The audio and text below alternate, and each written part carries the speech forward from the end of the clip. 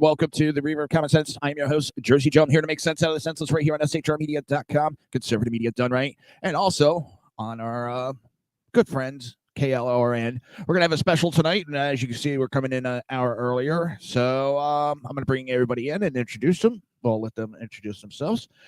First, we have no introduction needed. The great BZ. I'm not so great, but I am your conservative Sherpa. And what I do is I guide you through the maelstrom of Democrat and leftist and globalist lies, chaos, deceit, and betrayal. Mark 1, Model 1. That's me. Thanks, Joe. No problem. And next up is General Manager of KLRN, Rick. And good evening, gentlemen. How are you? And actually, for tonight, we're going out on our digital beacon feed because KLRN is going to be in use. So you guys are going out on my feed and on our news feed on the other side. So, all right, that's perfect. And last but not least, I'll go with least. The young one we bring in now, Sackhead Sean. Hi. Thank you very much for having me. What does that mean? Yeah. And I'd like to welcome everyone to Four Old Bastards Talk About an Election. Thank you so much for being here. That's 3 old bastards and a youngster to you, sir. And you jinxed us. How did I jinx you, Joe? Rumble's acting up. Well, it was acting up early today on my show, too. They may be having a feed issue. And last night. Yeah. I don't know what's going on with them. I wouldn't sweat it too hard. But hey. We can upload it. 4 out of 5 ain't bad. Yeah, that's shit. Batting 800. Yeah. Damn. I couldn't figure that out that quick. All right, so what we're going to do is tomorrow's the election. So hopefully, if you haven't voted yet, you're going to get out there and vote tomorrow. And as the great BZ said, vote like you're the third monkey on the ramp to Noah's Ark, and brother, it's raining. All right, how do you guys feel about the election, BZ? Okay, I have my private feelings and I have my public feelings. And my public feelings must overweigh this. Who saw 2016 coming? Sackhead Sean, you and I did a 2016 show that was probably one of the most fun shows. That thing was what, 4 or 5 hours? Yeah, at least. But you and me and Clint and some other people that we managed to get on there, at the beginning, things were rather solemn, just to say. And then as the night wore on, oh my, did it get entertaining. It was absolutely wonderful. Now I'm hoping for that. And that's my private feeling coming out. But my little ticker inside, because my factory issued heart attack is just around the corner, says something similar that you got to act like Trump is 20 points down. And the thing that I go on is, I am this old, you have to cut me in the middle like a redwood tree and cut and count my rings, is Mr. Harms, my civics teacher in the 60s, said essentially, Democrats don't win elections. Republicans lose them. This is our election. We have it. It's ours to lose, which is why we've created this show. Get out and vote. Get out and vote. We have it potentially, but we must make sure that it's actually manifested. People get ballots. They vote properly, or you'll see very bad things come January 20th. All right. Rick, how do you feel about the election? I've stopped trying to predict elections since I got 16 and 20 wrong, because I was convinced he was going to lose in 16, and I was convinced it was going to be a landslide in 20, and I was wrong both times. I will tell you that the energy this election cycle feels a lot more like 16 than it did 20. And I will say the early returns have me marginally kind of upbeat about tomorrow.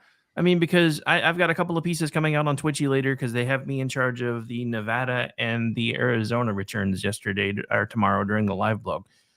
So I've started to get some stuff out early. One of them shows a contrast in polling because there's one poll that shows in Nevada she's up by 0.8. Another shows that he's up by almost 6. And Interesting.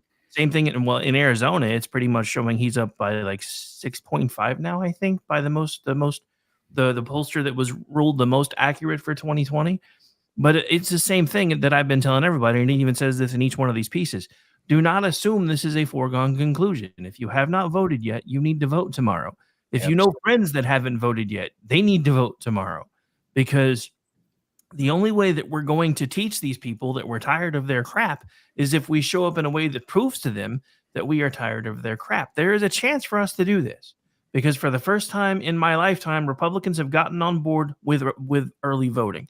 So what we'll need to see tomorrow is, did we cannibalize our day of voting just to make the early voting look good, or do we have the same amount of people that typically are going to show up on election day that are going to show up tomorrow? Because if that happens, they can't outperform this time. There won't be any way, because there just won't be. I mean, I've seen people that have been doing this longer than I have that are like, if he takes Virginia, and we should know early whether that happens or not, it's going to be a really short night for everybody, no matter what hemming and hawing they do. North Carolina is in play. Pennsylvania is in play thanks to the Amish. I mean, who in the world thought that in 2024 the Amish getting involved in the affairs of the English might decide America's future? We were saved by the Amish and a squirrel. I mean, I have to tell you, the squirrel thing might actually influence some voters that haven't decided anything yet. I actually agree with you a lot. I really do. Well, government overreach, it shows. But all right. Do you think they get it, though? Do you think people understand? Maybe they intuit that, okay, yeah, it's a dead squirrel. That was maybe kind of funny, not really funny. But do they think they get the translation to government overreach? Yes. Yeah, I think you're seeing it a lot, actually. From the outpouring we saw on social media, I think they got it.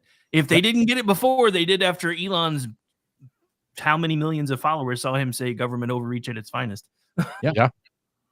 All right, last but not least, Zach Trolling, what do you think? Yeah, I'm cautiously optimistic. And I'll tell you why.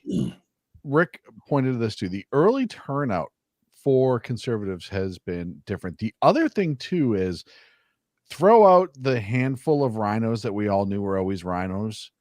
The vast majority of conservative voices in this country have coalesced around Trump. There has been minimal infighting. Some minimal. Like I said, I don't count the Liz Cheneys and all those people. They're not conservatives. They haven't been. I don't even look at them as a part of the conversation. Everybody else who actually matters is on board and being supportive. So I think that plays a major role in party unity. We talked how the Democrats for years never fought in public. That was something that they didn't do. Pelosi had that locked down. Everyone who talked to her about being like a crazy drunk old woman, she had the Democrats in line come election season. And now we've seen more Democrat infighting this time around. And that turns into mixed messages when it comes down to the voters, right? Because a lot of people actually consider what their local rep says and does, but it also gives a view on the party of not necessarily having their crap together. And why don't they have their crap together? Is look how it started. Look at how Kamala became the nominee, right? So I feel good about that. The early numbers, pretty decent. Cautiously optimistic, I think, is the way I'm going to look at it. However, like Rick said, there is a potential, as we've seen with some of these pollings. And again, I don't buy into pollings all that much, but there is a trend to be watched with them. And what you are seeing in a lot of these polling saying it could be an easy, quick night. It could be. If it's not, there is going to be turmoil for days in this country. All right. Well, that leads us into there is a document floating around Twitter. And let me pull it up. I'm going to take everybody off camera. And when I put this up, is it this one? No, it's this one. Funny thing is, I haven't been on social media much today. I've got a guest over. Oh, I've probably missed this. What is it, Jersey Joe?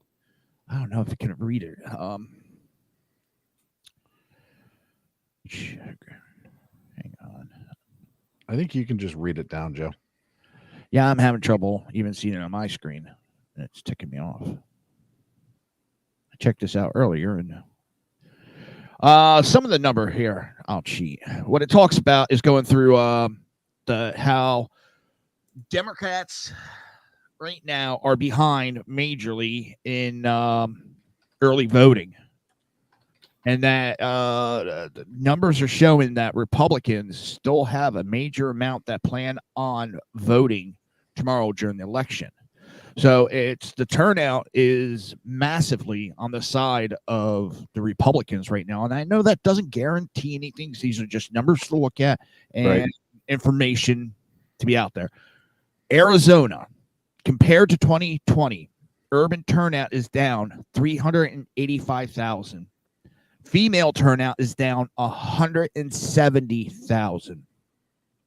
Rural turnout is up 14,000. That's in Arizona. I mean, I think that's a pretty big. What is going on?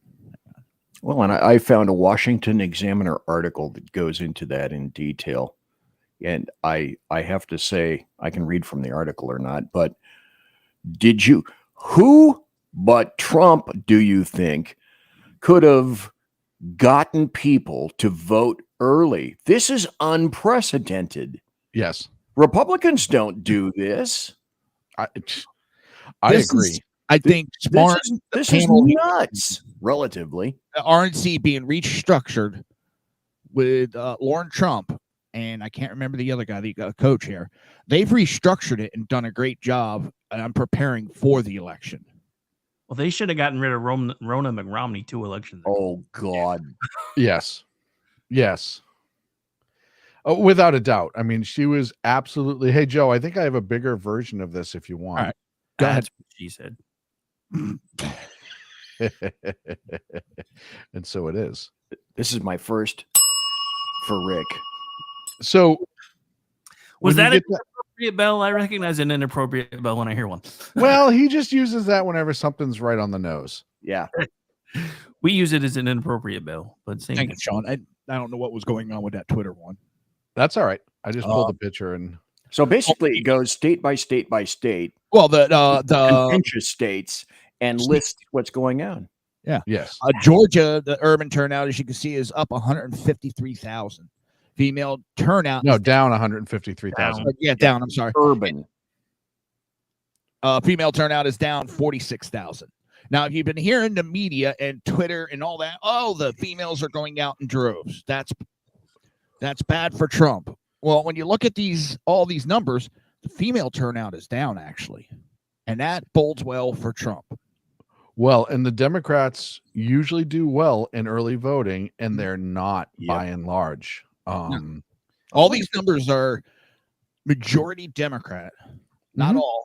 And it's showing they're not showing up. And then on top of that, they're not going to be out there on election day. That's usually when Republicans turn out in large numbers. Well, I actually think one of the amazing ones is the Nevada one. You got to remember, Las Vegas and Reno are the high population. Laughlin's a little bit population, but everywhere else it's desolate.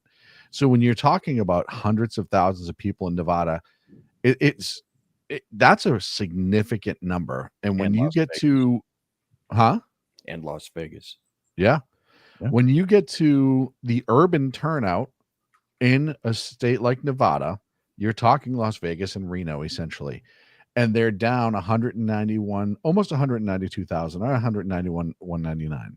The female turnout out of that group, 126. This is down 126, 112. That is an incredible number. How many? Incredible. 42,000 was what Trump lost by in 2020. Nevada. Well, no, between the swing states that gave it was only like 42,000 votes. Yeah, it wasn't much bigger than that. Yeah. Here's the big one. Is Pennsylvania, Joe. Yes.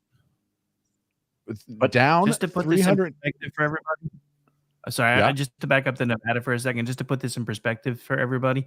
The current population for Las Vegas, based on last census data, is a little under 3 million. So it looks like the other city that you mentioned is going to be about the same. So we're talking about almost a 5% dip in overall turnout That's huge. between the two but- biggest urban areas. The trend is so similar huge. in all of them. Yep. Urban down, rural up, urban down, rural up. That's astonishing. Yeah, it's pretty incredible. And the last big one too that I really see, Wisconsin, it's a big number, but look at Pennsylvania. Look at urban turnout down 381,519 in early voting. Female turnout is down 450,802 for Pennsylvania for females not turning out. Yep. She needs females. That's just what it comes down to. She's led male voters all over the place. So their hope was that females were going to come out and save the day because, technically they outnumber us. If this many females are staying home and early voting, there's a good chance at least half that number are still going to stay home tomorrow. Yep. And then when you look at it, they pushed away the male black, the male white. They pushed that away from the Democrat Party, the Hispanic, and the whole toxicity and immigration issue. It's pushing people away from the Democrat Party. And now one of the major things she was relying on was the female vote. Like I said, how many of us read something where they were talking how great of a female turnout it was? And now we're looking at these numbers and wow. Well, and it's propaganda. I mean, we know that. I think we all said it. We all read it, where there was going to be the psych op this weekend where they were going to put out all these numbers that are not true. They're outright lies. And we all knew it was coming. And it came out as planned. Well, and you have to realize, too, another major number nobody's talking about.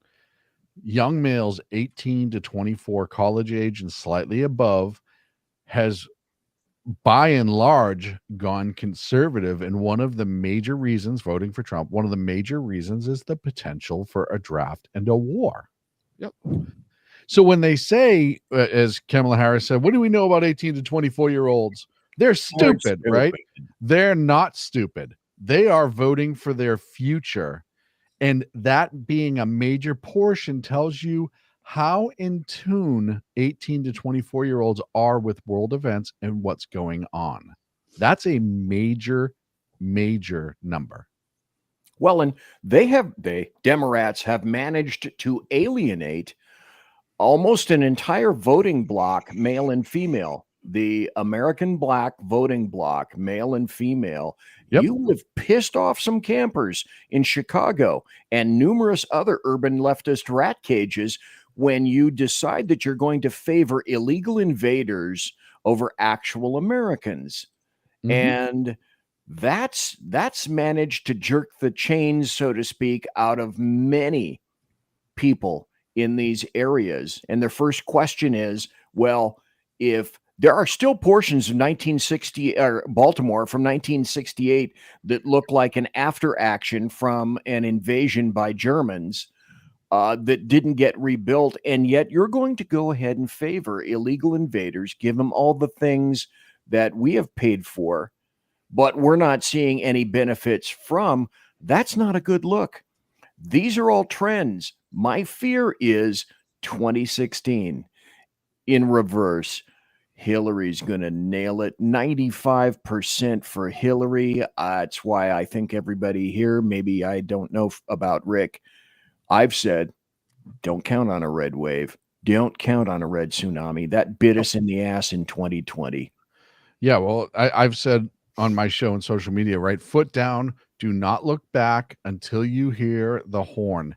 You just keep chugging. Everybody goes. Everyone votes. If you can help somebody go and vote, you drive them, whatever, as long as it's legal.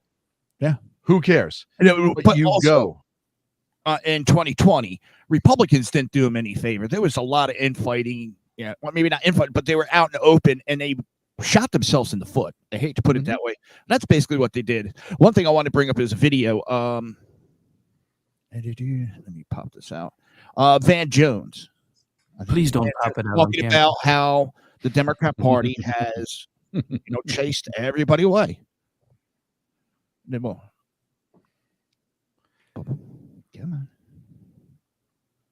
Welcome. Van Jones, communist.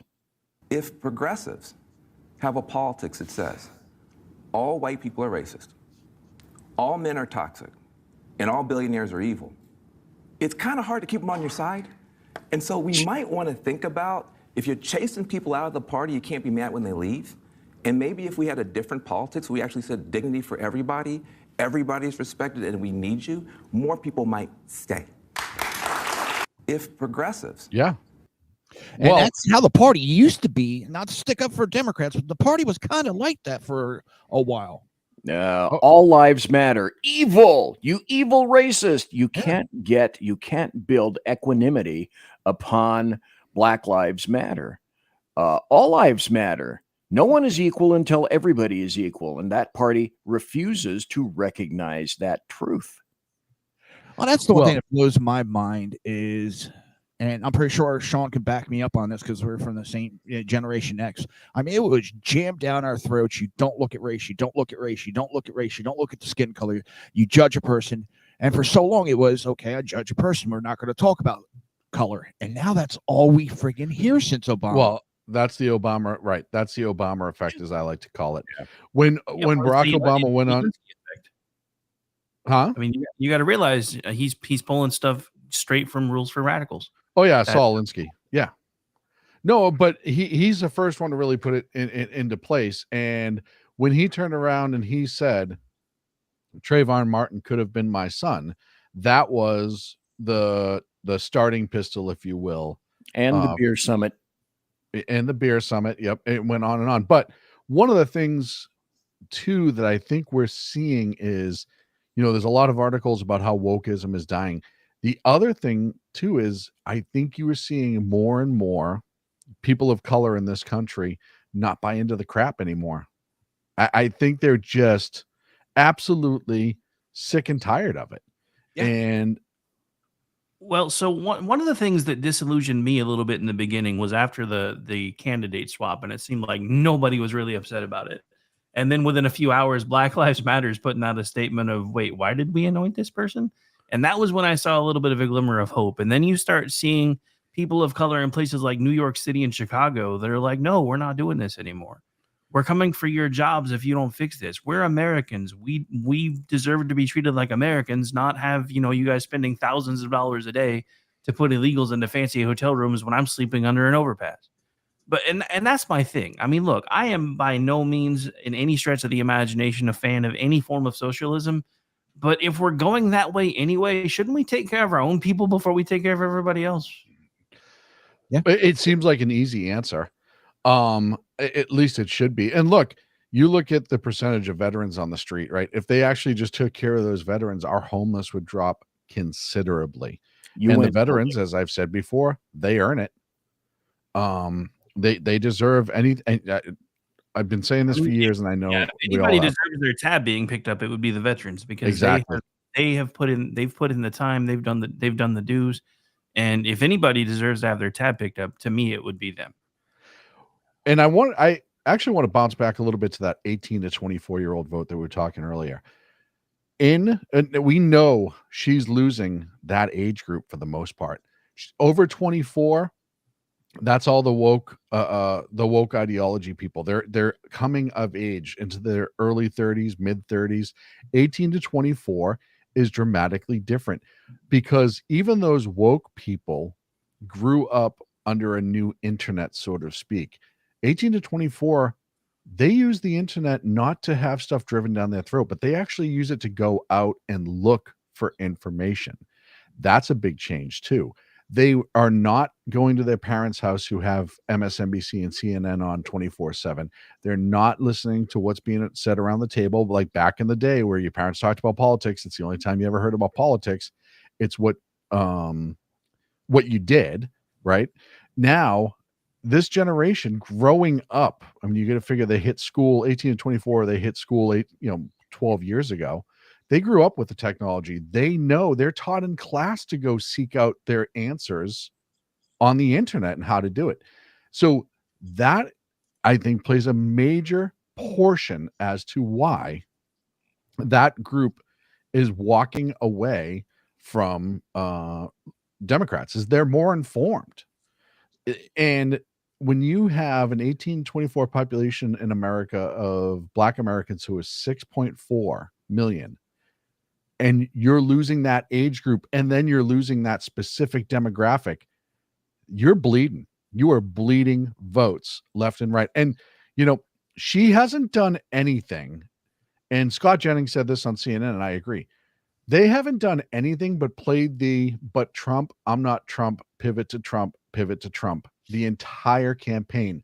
Very little about where they want to go, very little about what they want for policies. She's flip-flopped since she's only been in the race, 3 months to 4 months now, and she's flip-flopped on policies in that 4 months. Yeah. She has yet to secure any sort of solid standing. What was that, Rick? I said she's flip-flopped again because one of her first policy announcements was price controls, and then she backed away from price controls, and then today she's talking about them again. But what else has she done? Copied almost everything Trump's done. Including a Jimmy Fallon bit on Saturday Night Live. Yeah, and unfortunately our Rumble is down, and I don't know why. We're having issues with Rumble at this time, so there's no Rumble feed today. Hopefully we'll have it straightened out for tomorrow's show. Can I point out something that that SHAUN pointed out on his show? I think it was last Friday, or maybe it was today. A tweet, an X from Brian Stelter, and this bespeaks volumes. Anonymous TV exec. If half the country has decided that Trump is qualified to be president, that means they're not reading any of this media. And we've lost this audience completely. A Trump victory means mainstream media is dead in its current form. Yes. That's tons. Well, you look outside of Fox News, BZ, you start looking at who the most popular places are where people get their news. X is now at the top of that list. You also have podcasts like Joe Rogan for the opinions, and not just Joe Rogan. There's a ton of other podcasts out there, but I was talking about just his massive popularity in the last couple of years. This new technology, and Elon was ahead of this, man. When Elon bought this, he said, it's going to be the place for new media, because we're going to remember going from Twitter to X, networks like ours were getting the kibosh on just about everything we were saying, right? And for it now to be opposite, where, look, I mean, right now we're live on X. We're not being throttled. I have people in my own chat room. We actually are reaching somewhere. New media is going to overtake, and I'll tell you right now, CNN, MSNBC, ABC, they're going to have to change their game up. It just like Stelter said, just like Van Jones kind of said too, because Van Jones is kind of talking to the media as well, because they're the one that pushes the message. They're going to have to change their approach as to where and how they reach people, especially younger people. They're going to have to steer back to the center at some point. They don't have a choice. Well, it's that, or they're going to go the way of the dinosaur. All right, I hate to cut everybody. But then we off. can turn them into gas. We're going to have to hit the break, and then we'll come back and we can continue the conversation. You listen to the Reaver. What are those? Just kidding. Reaver Common Sense right here on SHR Media and KLRN Radio. Conservative media done right. You're listening to the SHR Media Network. Come listen to BZ's Berserk Bobcat Saloon Radio Show. Live on select and exclusive Tuesday and Thursday nights at 11 p.m. Eastern, 10 p.m. Central, and 8 p.m. Pacific on the SHR Media Rumble channel, SHR Media YouTube channel, X, Twitch, Spreaker, and wherever great conservative podcasts are found. BZ, your conservative Sherpa, guides you through the maelstrom of Democrat, leftist, and globalist lies, chaos, deceit, and betrayal Raised as a free-range child with dirt, stains, mud, and freedom, BZ broadcasts from North Idaho, comfortably surrounded by actual normal people. Jump into our plush, sumptuous, palatial, and resplendent chat room on rumble.com. Click on live chat to join. Now, with 37% more umbrage and 19% more bulbosity than previous shows, featuring delicious Liberty additives for the best in late-night conservatarian talk radio. BZ reminds you that with great beard comes great responsibility. No chinchillas were harmed, embarrassed, fat-shamed, or the focus of any sarcasm whatsoever in the making of this ad.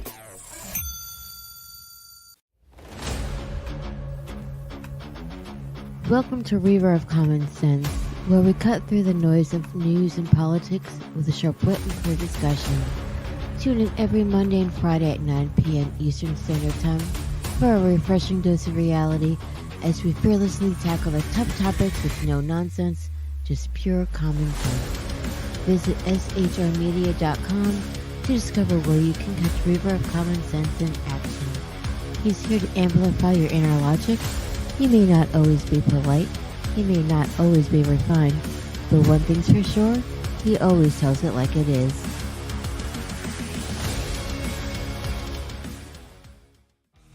What is the Edge of Liberty? News, politics, commentary, sarcasm, alcohol, and high blood pressure. It's as American as a good revolution. So tune in every Monday and Friday at 12 Pacific, 3 p.m. on the East Coast on the SHR Media Network and KLRN Radio. For details, visit www.shrmedia.com. Conservative media done right. You're listening to the SHR Media Network.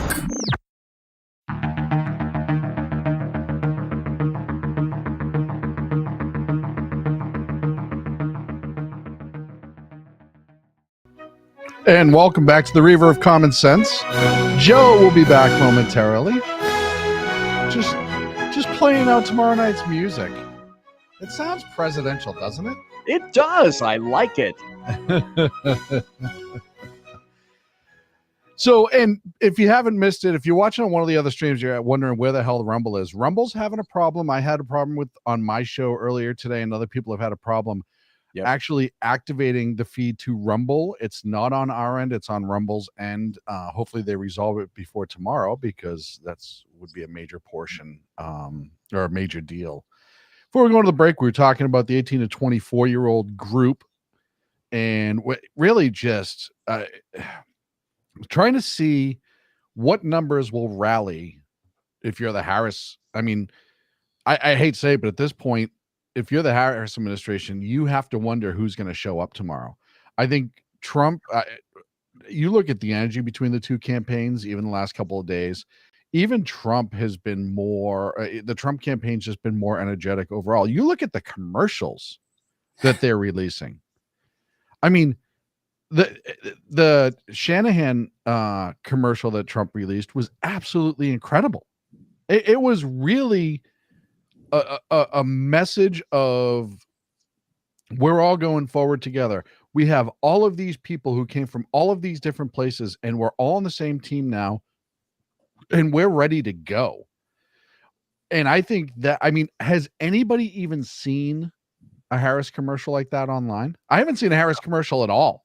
I mean, I'll tell you right now, I've seen Harris commercials, but none of them have been like that. And that's the one thing that I will say that I've been saying a lot more on my show, because I'm done with the red wave. But I will say that if anything, we're building a common sense coalition, the likes of which I've never seen. And I think a lot of people are getting on board with it that wouldn't have before. And this goes along with a friend of mine who I follow on X, who goes by Tams. She's out of Georgia. She lost her son during COVID. She was dead set against voting for Trump ever again. And then the electorate made a decision for her. So even though I put out an article through the Misfits of Politics website that basically outlined all the reasons she would never vote for him again, she just voted for him again the other day. And it's primarily because of folks like Tulsi Gabbard coming over, Robert F. Kennedy Jr. coming over, Elon Musk coming over, all these people that are coming from every political stripe, every walk of life, all coming together for the same reason. And that's to make America what she was once before. I mean, and the thing that I find the most interesting from the left is, on one hand, they're telling you that everything about America is racist, but then when Donald Trump starts pointing out how broken things are in America, he's the bad guy. Mhm. And that's not resonating with people anymore. No, It's who just broke not. it? Let's Well, go and- back to that 18 to 25 thing. The first thing that comes to my mind is 18 to 25. You see them allegedly starting to roll over. The first question is why? Why? Why is that? They should be firmly entrenched in the Harris camp. So, everybody here, why? Why aren't they in the Harris camp? Because they're getting the information. They're getting the information. It wasn't spoon-fed to them. They're able to go right now and just pull up everything that they want to see.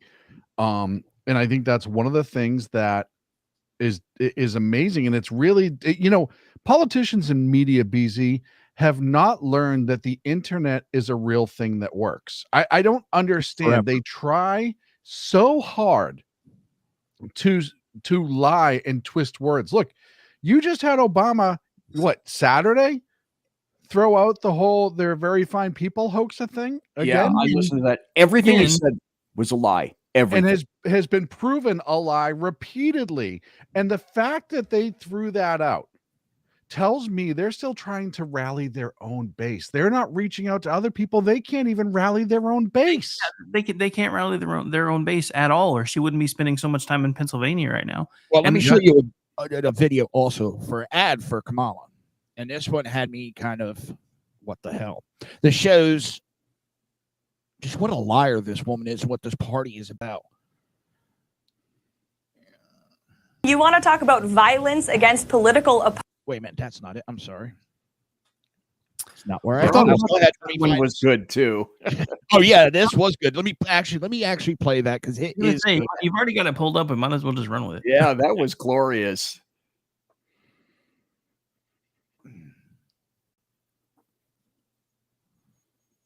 Opponents. Let's talk about the fact that Democrats have been labeling President Trump a threat to democracy for the better half of 10 years. Let's talk about how they have compared him to Hitler, one of the worst mass murderers in the history of the world, and that Kamala Harris and Joe Biden weaponized the court system and the justice system in this country against Donald Trump in an attempt to imprison him. He sat through a courthouse for 7 weeks this past year, and the Democrats were hoping he would go to jail for it. That is real political violence that has led to 2 heinous assassination attempts on President Trump's life that, by the grace of God, he was able to escape, and he is here with us today. So yes, President Trump knows a little bit about political violence because he's experienced it himself. And talking about the tragic realities of war that Liz Cheney and her father, Dick Cheney, have got this country into is not political violence. It's talking about the reality of the foreign conflicts that the Washington, D.C. establishment have sold out young Americans to for decades. Yet, of course, after those attempted assassination attempts on the former president's life, his opponents reached out to him and said, She's dancing. She didn't know what to say. Yeah. They do not accept political violence. That has been a key difference. I do want to play you. No, please. His opponents are saying to this very day the same rhetoric that led to those 2 assassination attempts. The second attempted assassin on President Trump's life echoed the sentiment that President Trump is a threat to democracy. And if you're a deranged lunatic and you're mentally ill, you will believe that lie. And yes, you will take political violence like we have seen in 2 instances against President Trump. Last week, Tim Walz and Kamala Harris said that everyone who showed up to President Trump's rally at Madison Square Garden was a Nazi. That's despicable, dangerous, divisive rhetoric that is spewed by the Democrat Party every single day. And I'm so sick and tired of the media pointing the finger at Donald Trump. Go ahead. Oh yeah. Boom. We need more of this being called out live on the shows, not just online, but on their shows. Call them out on this bullshit that they've been doing. We've allowed it to go on too much. Well, Joe, and the other thing that you can notice too is you see how they've pulled the anchor off screen so she can communicate with the Whoever producers. that producer is a good dude or dudette and wanted to emphasize that. Well, I think they're hiding the anchor. They're hiding that anchor to make, because she's right now she's doing the hands up. What do I do? She's going on a tangent. What do I do? Do I cut her off? Are we going to dump her? What do I do? Yeah. All right. Let's. Yeah, I think it's more to do with that. I think she's communicating because I mean, some of us have done this professionally in studio, so there's a whisper option. So at this point she's off camera and she's got somebody in her ear and she's talking with them using their talk back. What do I do? What do I do? What do I do? I guarantee you that's exactly what's happening right now. Yep. In this clip. The other thing before we go is I'd like to point out this one very, very, very salient aspect.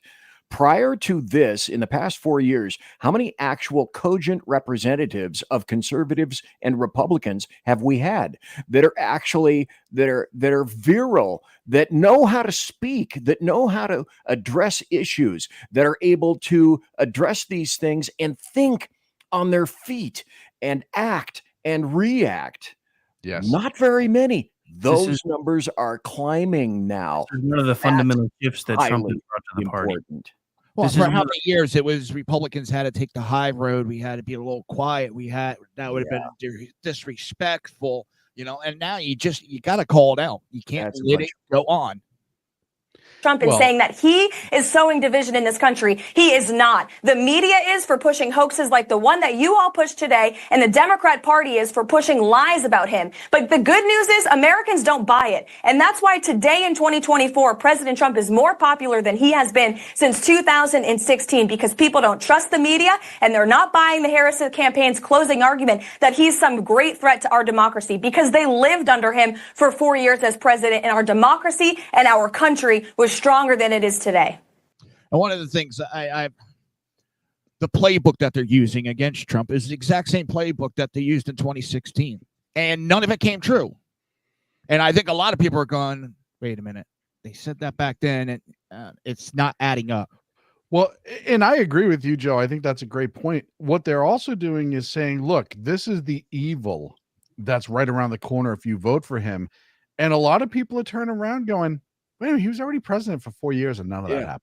Yeah. See, this is the thing that's been driving me nuts, if I'm being honest, because this is what I've heard from everybody from the moment he got the nomination. He's not telling us enough about what he's going to do, and she's not telling us enough about what she's going to do. Neither one of them need to do that. She's already told you, hey, I'm not Joe Biden, but I wouldn't change anything, and he's already done the job. So what other color books and crayons do you need to get a complete picture for yourself, the difference between these two campaigns?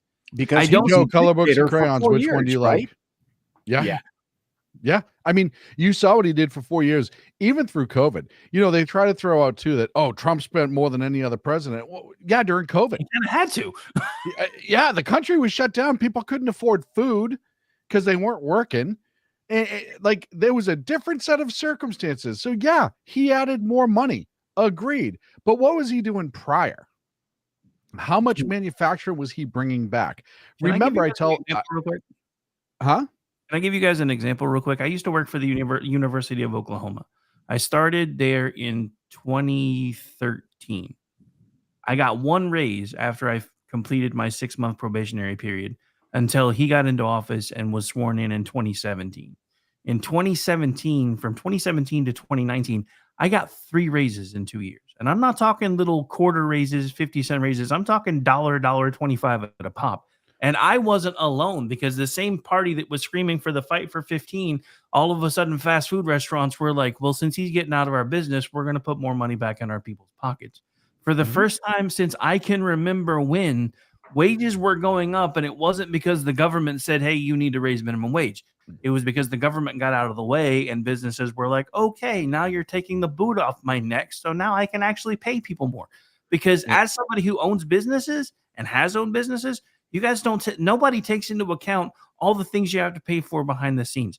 As somebody that probably should have waited until after this election, I started an LLC this time last year. The whole, you pay the state filing fees and it's done. Yeah, it cost me $4,000. That was a hell of a lot more than the state filing fees. Yeah, well, and the other thing too with the raise, Joe, and I'm sorry, I didn't mean to cut you off, but we also had that big tax cut with him where we started taking home even more money. Go ahead, Joe. Well, I was going to bring up talking about the economy and how bad it is, and one of the things people don't talk about is the Democrats in a lot of states pushing up the minimum wage. That helped hurt our economy. That's another thing that did, and they're still pushing to go higher wages. Oh, it's not going to hurt the economy. Bullshit, it isn't. Okay, California has laid off so many or cut everybody back to part-time. And the other thing that it did is it caused a couple of locally owned mid-range chains to close down completely. Yeah. But they don't look at, okay, let's just take a McDonald's job. The burger flipper gets a raise. Well, now he's making almost as much as the manager is, so he needs a raise. Well, the delivery guy that's delivering the food wants more money than that, so he needs a raise. The workers in the warehouse, they want a raise, and it just keeps going up the chain of command until, and they don't realize that. They don't understand the nature of people. Well, and they also don't understand basic economics. And the reason for that is they've grown up in a nation where the government does not treat money as real because it's not real anymore, right? I mean, it used to be backed by gold and then silver, and we had a cap that was built in. Now that I've said this for years, money's a belief at this point. Like, we all believe that money works. That's the only reason why it works. If the government came out tomorrow and said pots and pans were the new currency, we'd all be running around trying to get pots and pans, right? It's not tied to anything. So when you start talking about raises and you're selling it to this generation who does not understand how money works, that's wise, because they're like, well, we have all this money in the world. They can just keep printing it. They tell us they print money all the time. They raise our debt ceiling. It's fine. Money's not this thing. So why don't we just hand it out? Because the ideals of socialism have been beaten into the heads of these kids of thinking that that's how money really works. And it doesn't. All right, I'm going to jump gears here a little bit. I found the video I was going to play. Kamala Harris has 2 ads running, one in Pennsylvania and one in Michigan. Oh, yeah. Yeah. Play that bad boy. Play that funky music, white boy. Oh, wait. I thought I had funky music, right? Don't give up your day job. We're here because of the singing, clearly. This is my day job. Tonight, mixed messages. A K-file investigation this hour finds Kamala Harris is targeting crucial battleground voters with vastly different messages on Gaza. And real quick, CNN. I know. And Israel. This ad is running in Michigan, which has the largest Arab population in America. What has happened in Gaza over the past 9 months is devastating. We cannot allow ourselves to become numb to the suffering, and I will not be silent. All right, well, it's a very different story for an ad in Pennsylvania targeting Jewish voters. Let me be clear. I will always stand up for Israel's right to defend itself, and I will always ensure Israel has the ability to defend itself, because the people of Israel must never again face the horror that a terrorist organization called Hamas caused on October 7. Different message. Andrew Kaczynski is out front now. So, Andrew. I'm for Israel until I'm for Hamas. You can't stand on both sides of the street, right? This goes back to something Sean was talking about earlier. This just proves that, and I don't know when it happened, because at some point the Democrats became the party that do not fucking understand the internet. Because you cannot put out in this day and age, you cannot put out a different message in 2 different places and not expect everybody to be able to see it. That would have worked 30 years ago, but it's not going to work today. I'm shocked. You mean people can actually go back into archives and see? Listen, folks, if I can find crap on the internet, anybody can find crap on the internet. Now, did you see the protests that are going on at her rally in Philadelphia tonight? Yeah, no, I heard that there was some. Yeah, I heard that she was getting at her rally. Yes. Yeah, at her rally. Oh my! Well, and you have to remember too. You have Trump getting up in Michigan, getting a huge support from Muslims. Yeah, Rashida Tlaib is not endorsing Kamala Harris, by the way. Yeah, no, and Somalians are backing Trump. Yeah. No, and when it's so funny because they tell you how horrible, and this goes back to the demon that they try to and the boogeyman that they try to turn Trump into. You look at all of these groups who will stand with him knowing what his policies are. He's been clear about all of his policies. Mm-hmm. But what he did in the Middle East, the Abraham Accords, he started, and I'll tell you right now, I understand that there are the religious zealots and the Islamists. Throw those people out. The average person whose family lives over there, that lives in America, they don't want blowed up. The normal, just regular person who has relatives over there don't want them blowed up, and they don't want them blowed up from anybody. Trump did more for peace in the Middle East than anyone's done in 50 years with the Abraham Accords. Peace. U.S. Embassy to Jerusalem. Yeah. Yep. Yeah. But why was there peace in the Middle East? What did he do when he got in office in Syria? Yeah, no, well, yeah, he sent a message right away. Missiles. Yeah. That's what's going to happen. I'm going to bomb the shit out of you and not apologize about it. It was Syria. He basically took our boot and stuck it right on Iran's neck. But this goes even further, though, because all of this is playing out in ways that the left doesn't want anybody to see. And this goes back to what Sean was talking about earlier. The 18 to 24 crowd is so media savvy and internet savvy now that they're finding all of these things. I mean, and now you've got Muslims in Dearborn, Michigan. The mayor of Dearborn, Michigan just endorsed Donald Trump. Well, the other thing is helping is Elon Musk. I'm not trying to, jump on his coattails, but him buying Twitter. Jump on his coattails. I'm trying to jump on something else at this point if it gets me attention. I'm just saying. Okay. Hey, can I tell you guys about an article from the New York Post real quick? Go ahead. This is from 2 days ago. This is the headline. Prominent white supremacist Richard Spencer endorses Kamala Harris. One of the United States' foremost white supremacists is urging his followers to support VP Harris in the presidential election. Richard Spencer, an avowed racist, anti-Semite, admirer of Nazism, who coined the term alt-right and was a featured speaker at the 2017 rally in Charlottesville, called Harris the best manager of the American empire. Dun, dun, dun. Well, because she wants to blow shit up. By the way, I sent that to you.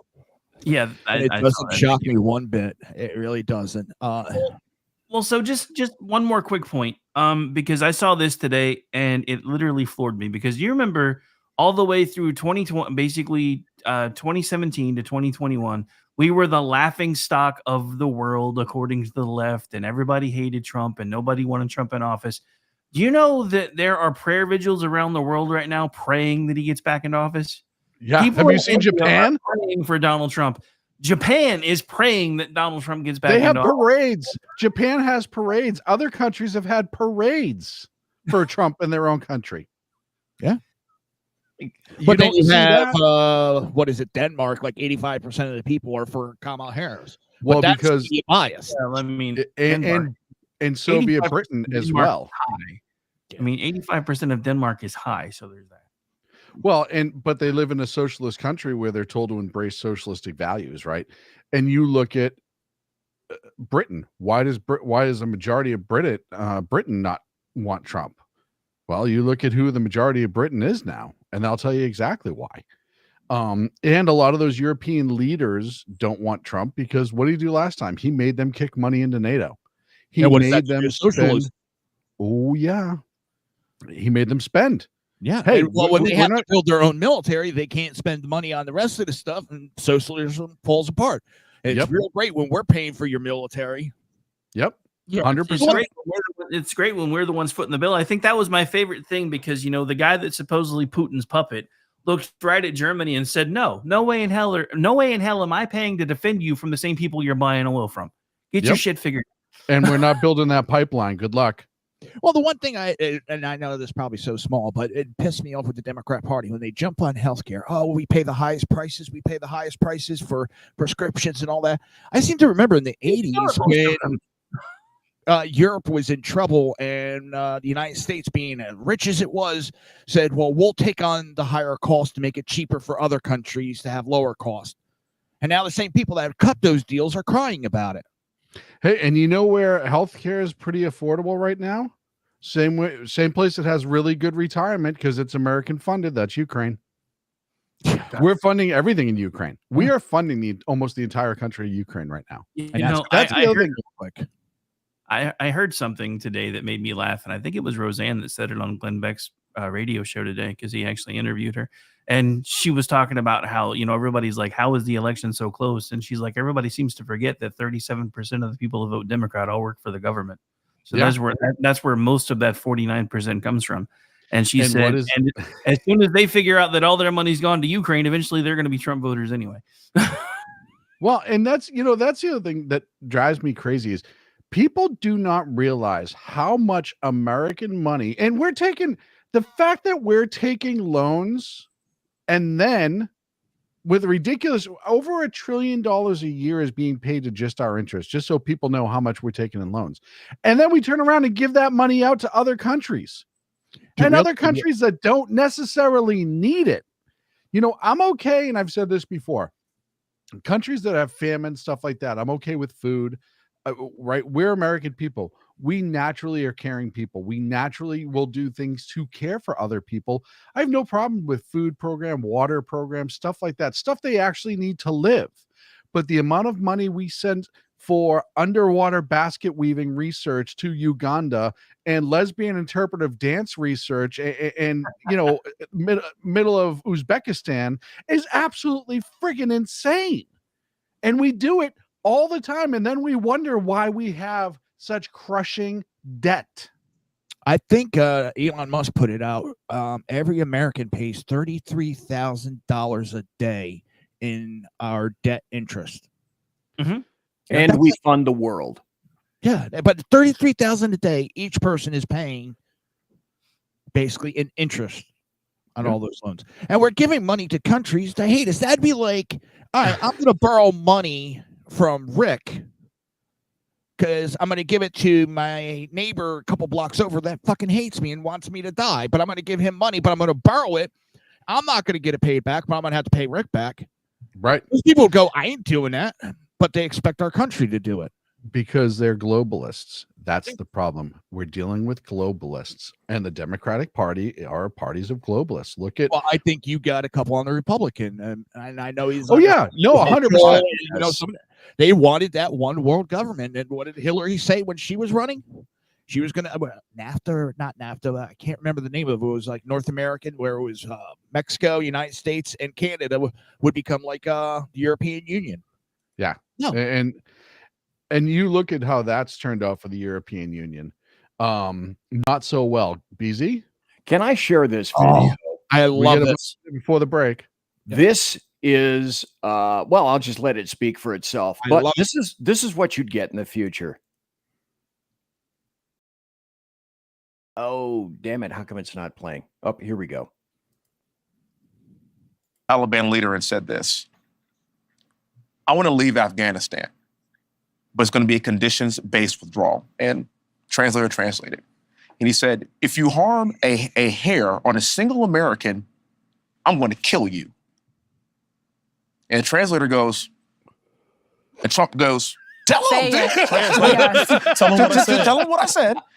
Reached in his pocket, pulled out a satellite photo of the leader of the Taliban's home and handed it to him. Shut up. Got up and walked out the room. Sure did. Do you know for 18 months, not a single American was killed in Afghanistan? Sure did. That's the definition of strength. That's what I'm talking about. And so you could imagine that kind of sentiment being around the world. If we have an embassy in another country, no one's going to touch it because it's 4D chess is what that is. Yeah. But if you go back to Vietnam War, we kind of had that war won. Beautiful. Shit. Why am I drawing a blank? He got kicked out of office. Nixon told the Viet Cong, you come back into Vietnam, I'm going to bomb the shit out of Cambodia. And when he went out of office, they went into Vietnam and we did not back up the threat. And that's when the war went south. And that's exactly what Trump did. He came in and said, well, that's the biggest fault of the Vietnam War is the generals were not running the Vietnam War. The politicians were running. Well, you could only have so many bullets a day. Well, when you have rules like the U.S. jets can only fly a certain path, and that path is where the VC and the North Vietnamese lined up all their air defenses because they learned really quickly that's the only place the jets are coming. Why? Because politicians were afraid that if they hit, and you could not take those jets, you could not take out those anti-aircraft units because they were. They were so afraid that if they took out those anti-aircraft units and a Russian got killed, we would be in a war with Russia. I know we're up against a break. Sorry, Joe. Yeah, but also they were literally told they were only given so many bullets a day. These soldiers. Oh, I got to go into a gunfight. 1, 2. Oh, I got to conserve. Well, there's another reason though too. The reason, if you noticed, ever since North Korea, we've started doing police actions instead of full-out wars. That's because after World War II, they interconnected all the world's economies. So we can't bomb anybody back to the Stone Age anymore, or the rest of the world goes back to the Stone Ages with them. That's why we have to be really careful in war now instead of using people to kill things and break things like they're supposed to. We could fix that really quickly. We could, but we won't. All right, we'll be right back after this break. Conservative media done right. You're listening to the SHR Media Network. Come listen to BZ's Berserk Bobcat Saloon Radio Show. Live on select and exclusive Tuesday and Thursday nights at 11 p.m. Eastern, 10 p.m. Central, and 8 p.m. Pacific on the SHR Media Rumble channel, SHR Media YouTube channel, X, Twitch, Spreaker, and wherever great conservative podcasts are found. BZ, your conservative Sherpa, guides you through the maelstrom of Democrat, leftist, and globalist lies, chaos, deceit, and betrayal. Raised as a free-range child with dirt, stains, mud, and freedom, BZ broadcasts from North Idaho, comfortably surrounded by actual normal people. Jump into our plush, sumptuous, palatial, and resplendent chat room on rumble.com. Click on live chat to join. Now, with 37% more umbrage and 19% more bulbosity than previous shows, featuring delicious Liberty additives for the best in late-night conservatarian talk radio. BZ reminds you that with great beard comes great responsibility. No chinchillas were harmed, embarrassed, fat-shamed, or the focus of any sarcasm whatsoever in the making of this ad.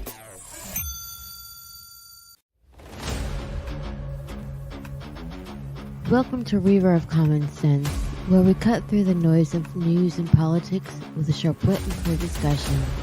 Tune in every Monday and Friday at 9 p.m. Eastern Standard Time for a refreshing dose of reality as we fearlessly tackle the tough topics with no nonsense, just pure common sense.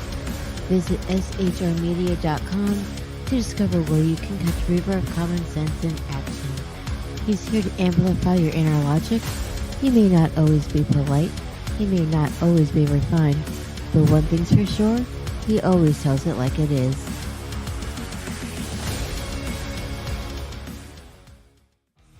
What is the Edge of Liberty? News, politics, commentary, sarcasm, alcohol, and high blood pressure. It's as American as a good revolution.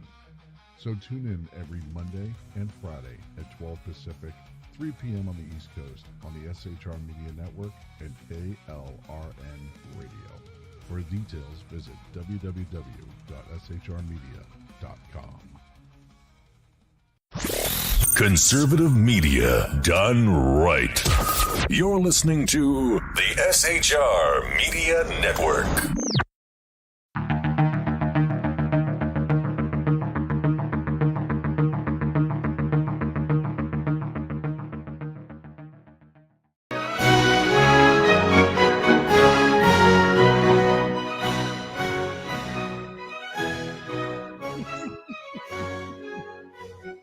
And welcome back to the Reaver of Common Sense. I'm your host, Jersey Joe, and I have the pleasure of having... Okay, next break, you have to come back and say, welcome back into Conservative Masterpiece Theater. in an NPR voice, welcome back to the Reaver of Common Sense. All right, welcome back, and we have the great Sackhead SHAUN, the splendescent, the Sherpa of SHR Media, BZ, and the great GM, the Grand Wizard. No, not Grand Wizard. That doesn't sound right. Ron. I'm thinking like D&D. How about Vizier? Ron Vizier. I feel like I need to go find a white pointy hat and put it on. No, do not do that. Do not do that. Rick. That was a...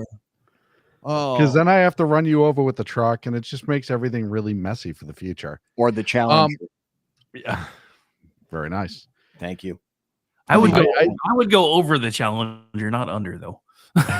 All right, what I want to bring next. Go ahead. No, I was just going to say, Rick dropped in the chat room about Rogan endorsing Trump. According to the New York Post, he has. I was going to say, I just saw that in our chat, but I didn't have a chance to look for confirmation. But it wouldn't surprise me, especially since Kamala was like, I'm only going to do your show if we do this. And then she goes and does SNL instead.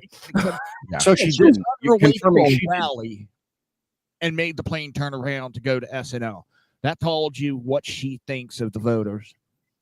Mm-hmm. So she never made it to Rogan. No. Oh, no. She could have pulled some numbers out of that. It's being that she's regretting not doing it. Interesting little side note about that, though, is John Fetterman, who has had a stroke, who can barely fit 2 sentences together on a regular basis, sat down with Joe Biden for 2.5 hours. Rogan. And Joe Rogan for 2.5 hours and made him seem semi-cogent. He could have done wonders for her. He wouldn't have, though. So here's the difference. Fetterman always had a personality. As a matter of fact, that's all he was at the beginning. He had a personality. He was the sweatshirt, hoodie, I'll say what I want guy, right? So while he had that going, Kamala is, and I've said this before, she's AstroTurf. She is a persona. She is not a person. She would have been exposed, and that was a risk assessment that they did, and they realized that her going on with Rogan, even for an hour, would hurt her exponentially more than it would ever help her. Did you have to use the word exposed? Because that gave me a really bad image. Look, some of the things that have already been said tonight, I think me saying exposed is a yeah, but Kamala Harris exposed. You really this image in your head. This from the guy at the opening of Shirley said, "I want to whip this out real quick." Yeah, excuse me while I whip this out. It's such a great movie. Look, Joe, Sheriff, you can't do it. I'll be the first one to say, considering the last 3 candidates the Democrats have put up, if I was forced to see one out of those 3, it would be this one between the other 2. All right. I'll give you that. Okay. I'm not saying it's the right option. And by the way, I don't want to see our guy either. I don't want to see any of them. I don't want any of them to be exposed. Trust me. All right. What I'm going to bring up, I want you guys' opinion. And I know it's not the first time this idiot's done it. But tell me if you think this guy broke the law. Helps if I put it on screen. Oh, but see, that's why I need a producer. There's one other message that I think is important, and it is something that is kind of evoked by all of the craziness and some of the ugliness of his campaign, which is I think there's a lot of people, left, right, and center in this country, who are just yearning for a more normal future, one with, frankly, has a more normal Republican Party. A vote for Kamala Harris is a vote for politics not to be punching you in the face every day, every time you turn on the news, because we can get back to a way of doing things in this country where, of course, we're not always going to agree, but it's not this constant in-your-face. Get back. Who's been in office the last 3.5 years? I know. That drives me. Death match that it's felt like, whether he's president or whether he's candidate. And I got to tell you, if he leads the Republican Party to defeat the 3rd time in a row, 2020, the 2022 midterms, and now, then it will finally, I think, lead us to a moment where the Republican Party finds some way to part ways with what him and everything he represents. And we can sometimes, just sometimes, like at Thanksgiving dinner, maybe leave politics on the back burner. I'm going to say this right off the bat, and then we're going to get into this. Even if he loses, MAGA's not going anywhere. It's not going anywhere. The movement's too big. It's the ideas are too big itself. This was a tell. What he said right there is a tell. They want to go back to dark politics where it's not discussed and everything's not exposed to the public. They want to go back to where they make all of these deals behind closed doors. They spend all of our money, and we, as the people, not me, just essentially go, oh, okay. Well, it was said with a softer tone, so it must be nice. That's a tell. They are so afraid of what he exposes and brings. We don't want to keep getting punched in the face. First and foremost, All right. We've been called Nazis, garbage. Joe Biden said he wants to smack us all in the ass. I know Rick liked that, but the rest of us aren't fans of it. And amongst all these other horrible things, and they're talking about the punch in the face politics. And it's not like this was sudden, like a new thing that they've been insulting us. They've been insulting us for the last 8 years, nonstop. They've been the one doing the punching. And it's not I've seen this a couple places. They're saying he's violating his Hatch Act. If he's coming on as Pete Buttigieg, the individual, he's not in violation of a Hatch Act. If he's a surrogate, now if he gets brought in to speak officially for the Department of Transportation, and then he starts presenting Kamala's case, that's different, because now he's actually promoting her as he can't do it under the color of his authority. But if he's just doing it as prominent Democrat Pete Buttigieg, who also happens to be the Secretary of Transportation, that's not a Hatch Act violation. Rick? Joe, can you share this? Because I'd like to show you who the party of peace is. Yeah, that ain't happening. Or I can just read it. No, it's up. Yeah, this is from Just the News. John Solomon is actually a real journalist, by the way, folks. 28% of Democrats think America is better off if Trump had been assassinated. So Americans had strong views of what was driving the would-be assassins to act. 45% suggesting it was anti-Trump rhetoric, 41% suggesting it was news media coverage. However, then most people, basically 17% of voters said it would have been better if America had Donald Trump had he been killed. But a 28 percentile of Democrats said, oh, it definitely would have been much better had Donald Trump been killed. Here's another thing. You guys say Republicans are considering going back to the way things have been. Duh. Here it is right there. That dude wants to get back to the Rhino ages where everyone was conciliatory. We believe and we love bipartisanship and compromise, and I'm ready. I'm ready to fillet anybody that the Democrats bring in front of me, including every Democrat extant. That's what we're looking at right now. Yeah, I don't see us going back to the way it was. Oh, he's going to try to build consensus around that as much as possible. All these idiots that went and jumped on the bandwagon of Kamala, these Klingons, they expect us we're going to just welcome them back with open arms? Hell no. Oh, yeah. Well, look. Oh, God, yes, they believe that. I'm a big believer. I will reach across the aisle and work with anybody as long as it's in America's best interest, but that doesn't mean giving up our interest to do so. I don't believe in work. I don't agree to reach across the aisle just to reach across the aisle. I don't think that has to be some sort of part of politics where it's, oh, you're not reaching across the aisle. Well, you know what? We're the party in power. How many times did we get that thrown in our face the first 2 years under Obama when he had the majority? Elections have consequences. Elections have consequences. Pen and a phone, yada, yada, yada. Now, if there are Democrats that want to cross the aisle because they say, hey, no, this is actually better for America, great. Welcome aboard. We're fine with it. Bingo. I'm also old school in the sense of I have no problems with people being friends outside of the House or the Senate or whatever. You guys can go play baseball, hang out, do everything you want. As long as when you come to the floor, you're still representing the country's values. And as a conservative, you're doing it in a conservative way. That's totally fine with me too. I still to this day thought one of the coolest stories in the world was Scalia's friendship with Ruth Bader Ginsburg and how tight they were. And they were, when it came time to argue in the Supreme Court, they were loggerheads constantly. But they were able to still maintain a friendship and both never gave up their values, whether you like their values or not. They just knew that you can be you have two roles. You have your official role and then you have your personal life. And you just can't give up your official role to be a friend with somebody. I used to have a boss for one of the transport companies I used to work for. We would pull up together, get out of our cars. Hey, did you catch that race? You know, yada. What did you do this weekend? Clock in. You goddamn asshole. You don't know what the fuck you're doing. You're a dumbass. You suck. And we get done. You want to go grab a beer?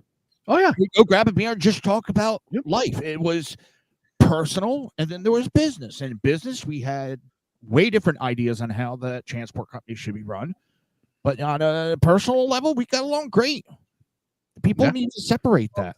It reminds me, you remember the old Looney Tunes cartoon with the sheepdog and the coyote? Yeah, yes. Sam the sheepdog. Yeah, Sam the sheepdog. And they would come in, and every day on the way in, they'd bullshit with each other. Then they'd clock in and go about trying to stop the other, and then they'd clock out and they'd go home. And on the way Hi, up, Sam. they'd be Hey, bullshit. Fred. But I mean, Morning, Sam. Morning, Fred. That's how politics used to be. But do you know who changed that? It wasn't the Republicans; it was the Democrats. Yep. Because even Reagan would be like, Tip O'Neill and I would fight tooth and nail from 9 to 5, and then after 5:30, if he wanted to go have a beer, I'd go have a beer with him. Yeah. You know who changed that though? It was them, because they told him, if you take care of the illegals that are here, we will work with you to finally fix immigration. And then he took them at their word, and they stabbed him in the back. What happened in California after that? You want to know when we stopped trying to reach across the aisle as much? It was when y'all scorpion and frogged our asses. And what happened in California? If you guys want us to start reaching across the aisle again, you have to show us that you're willing to do it in good faith. Because I don't immigration doesn't change the voting records in the United States. It's like, look at California.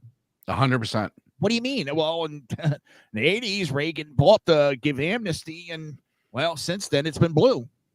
Well, and you have to look at other things too. And I one of the things that we always have to be cautious about, and I've said this before, and you have to be able to criticize our own side as much as you criticize the other side, right?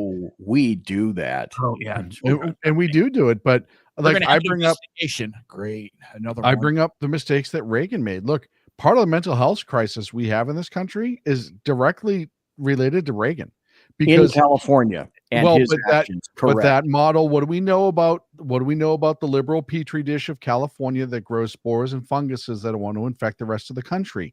They grow it here, that mold spawns, and then they throw the spores out for the rest of the country once they started here. So that idea started here, but it has been copied nationwide. Very few states have asylums anymore, right? They have departments of mental health and stuff like that, where the worst, they have a couple of state hospitals now. And actually, most people don't know this. Massachusetts actually has a ton of state hospitals, which is kind of funny, but they don't do that. And that's a huge problem.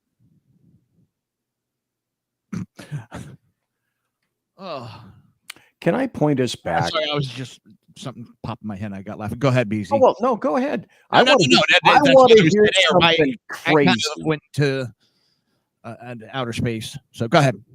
Okay, let me see if I can share 3 articles, and I want to go back to some things that. Let me share this. No yawning. But I want to go. I want to go to the. Let's see, where is this? Yeah, I want to go to this. There are 3 articles that I want to display. I'm not going to read them, but you can just see what the headlines say. So Jeff Bezos. You have to change, BZ. You have to change which screen you're sharing, because you're sharing the same one you shared last time. Oh, well, I'm on the other one. Okay. Well, anyway, stop sharing. Okay. Stop sharing. Let me do this. Are you talking to me? Can you see Jeff Bezos? No. Okay, never mind. I'll just read from it. Here's NBC. Jeff Bezos defends Washington Post's decision to stop presidential endorsements days before the election. And all the people went nuts. Then the LA Times did it first. LA Times ripped for deplorable decision to not endorse Kamala Harris. I just canceled my subscription. And the top editor for that for the LA Times left. And then from the Washington Post, an article, an opinion from Jeff Bezos, the hard truth, Americans don't trust the news media. So going back, after having read that info, I'm shocked. I'm absolutely gobsmacked that stuff, number one, emerged. And number two, the question for everybody here is, if Trump loses, then what happens to these reaching across the aisle attempts by the American media maggots? Does that just exit stage left? Gone. Yeah, it'll be gone. Yeah, it'll be gone. One of the other things you got to remember too, they've tried this before, And they've done it when they were already, and all those places were bleeding subscriptions prior. Don't let them fool you.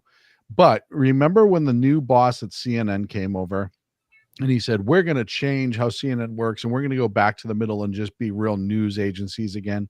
And it never happened. Right. It never happened. So I don't trust Bezos until I see it. What I see that as is an amazing stage act to try to save subscribers. It may blow up in his face a little bit, but one of the things the media does, and Aaron Burnett showed this earlier with the clip that Joe shared, is every once in a while they have to come out and say something that's real, that's out of character for them to say, because they need 1 or 2 items a week that they can point back and say, no, we're objective. Look at this one article that we posted, or look at this one story that we covered. We're objective. You want a good, even though the rest of it's all bullshit.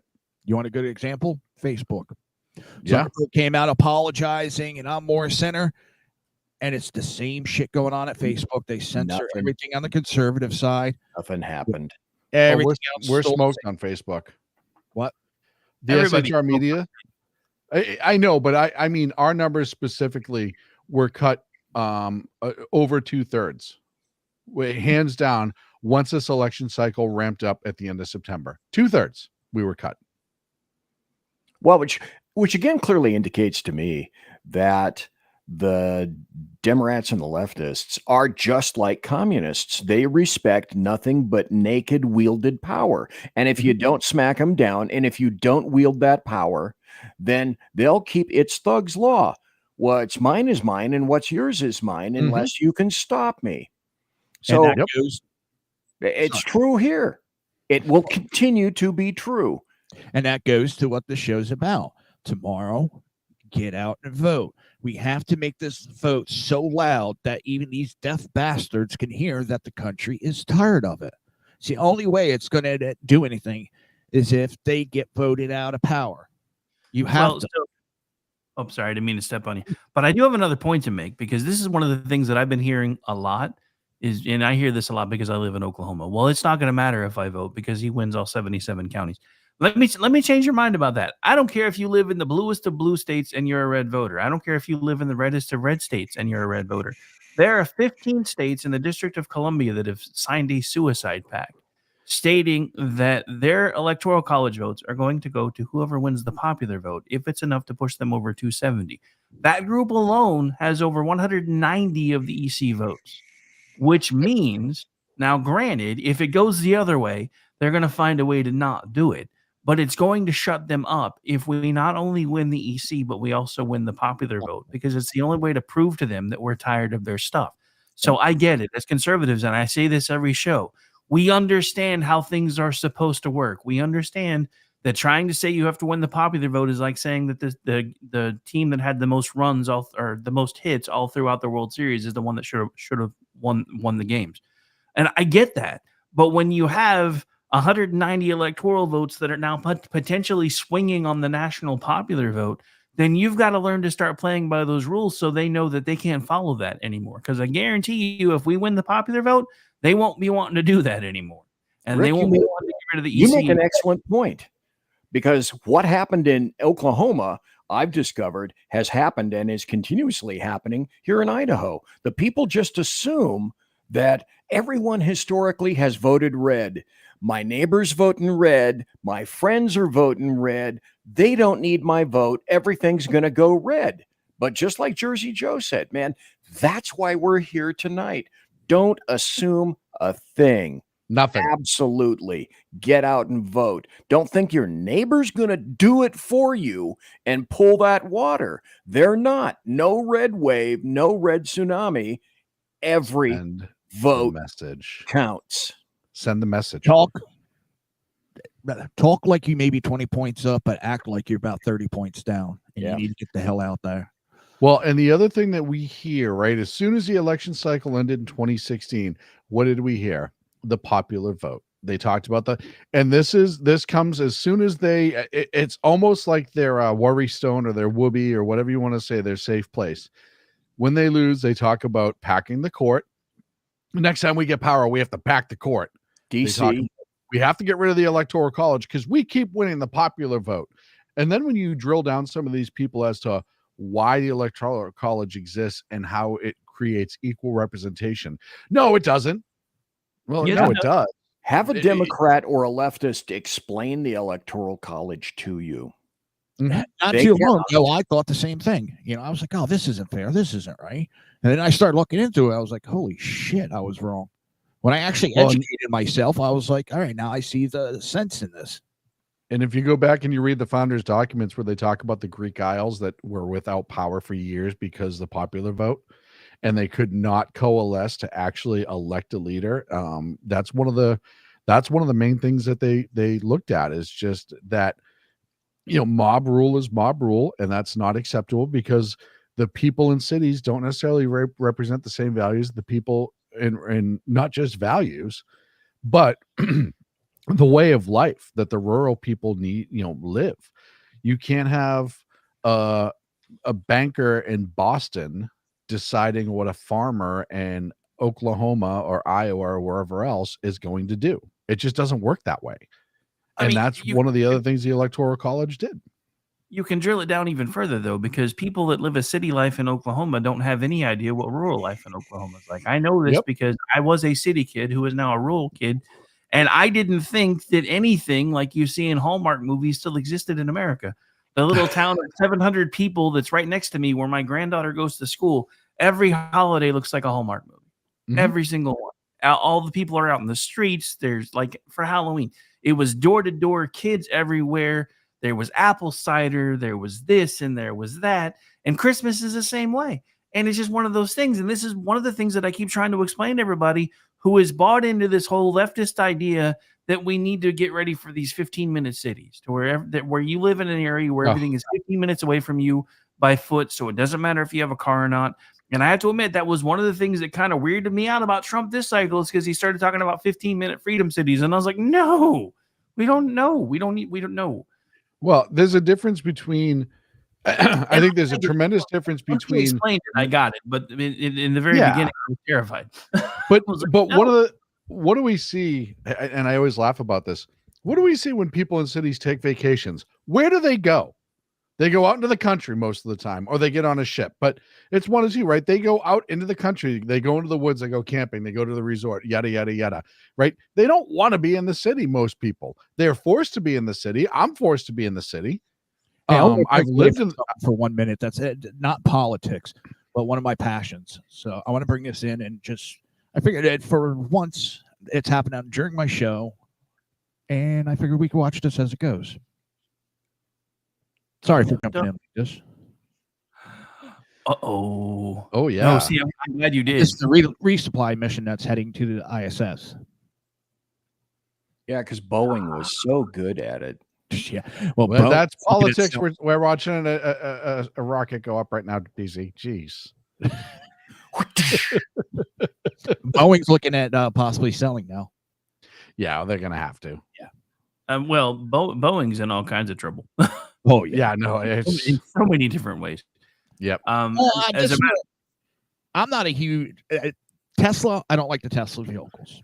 You see the camera starting to vibrate already? Yep. This is incredible. That's some power. Yeah.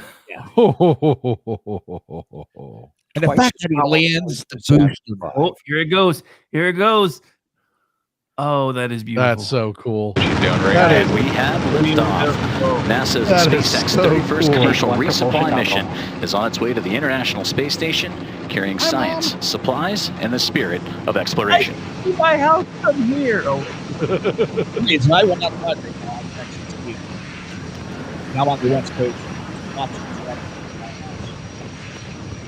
It's gorgeous. Now, during ascent, we will tilt or gimbal the engines, guiding the rocket into what we call a gravity turn. Now, during this turn, the vehicle is flying both up and horizontally away from the launch pad. The rocket Power telemetry nominal. Typically needs to go 17,500 miles per hour horizontally in order Falcon 9 is supersonic. Avoid getting pulled back down to Earth. You just heard that call out that Falcon 9 is supersonic. And shortly, we'll be throttling the engines back in preparation for max Q. Max Q. There's that call for max Q. That's the maximum aerodynamic pressure that the vehicle will see during ascent. And coming up shortly, we will have a few events in quick succession, starting Joe, with main engine cutoff, followed by stage separation, second Stage 2 engine chill. second engine startup Someone asked in 1, the and the chat room, boost so I back didn't burn know. of the first stage. This is You just heard the call out for the second stage engine chill, starting in preparation for that engine startup. Hold on. We are just about 30 seconds. What were you saying? It's probably a launch pad 39 out of Kennedy Space Center. Okay. That's awesome, though. Sorry, I couldn't hear you over the audio. Yeah.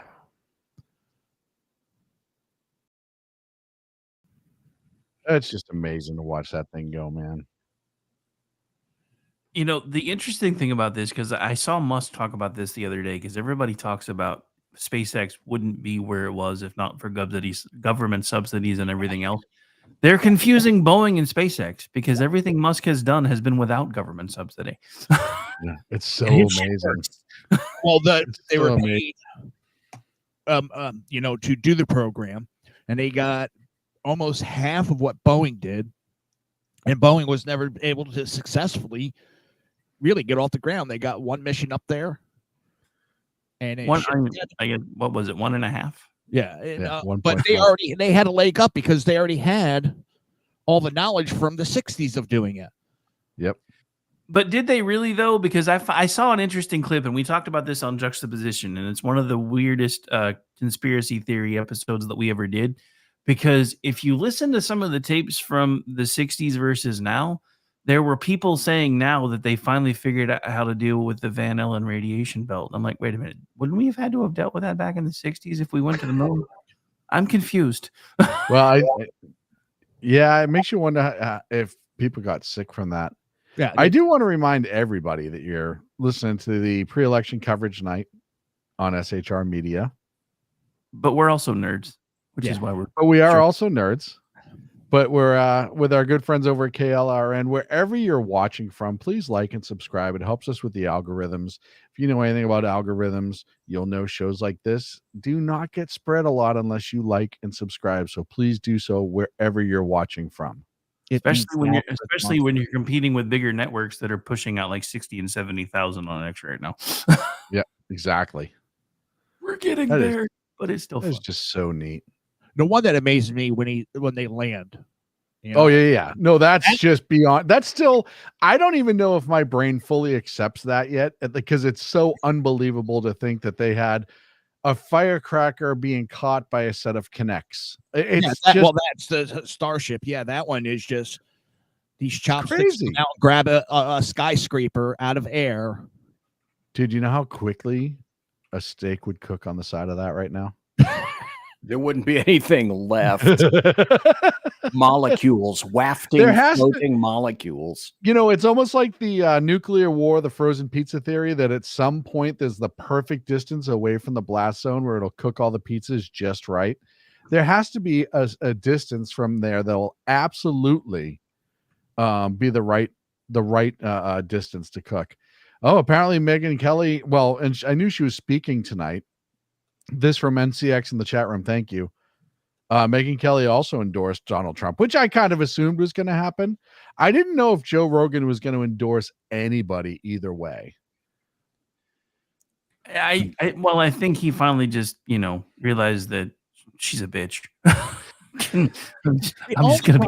I don't really think that her. I don't know. I think Joe's more level-headed in the sense that I don't think her deciding to come on his show or not made the decision for her. I think that he just made that decision on himself, which is pretty cool. Now for Megyn Kelly, I mean, it's actually for Megyn Kelly, it's kind of a big deal because there was some bad blood there for a while. A lot of hate and discontent. Oh my! I wonder, is she doing it just for the money? No, because she's been pretty pro-Trump this whole election cycle. I just think that, one of the things that you've seen, and I really think J.D. Vance is a great example of it. You saw people who had their initial impression of Trump change by how he was and how he has been. And I think that has been something that you look at You look at all the people that he's been able to get to coalesce around him.